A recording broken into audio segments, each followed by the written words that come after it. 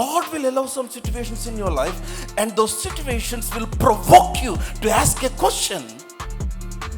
ఆ పరిస్థితులు దేవుని ప్రశ్నించినట్లుగా నిన్ను రేపినప్పుడు, నిన్ను పురుకొల్పినప్పుడు, లేకపోతే నిన్ను ప్రవోక్ చేసినప్పుడు, ఆ ప్రశ్నలో నీవు అడిగిన ప్రశ్నకు కాదు దేవునికి సమాధానం ఇచ్చేది.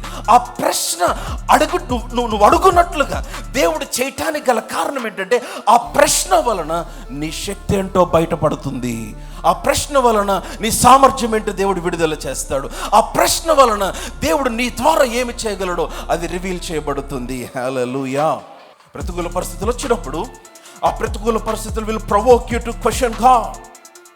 ఆ పరిస్థితులు దేవుణ్ణి ప్రశ్నించడానికి ప్రేరేపిస్తాయి, రేపుతాయి. దేవుని మీద వ్యతిరేక భావాన్ని పెంచడానికి రేపుతాయి.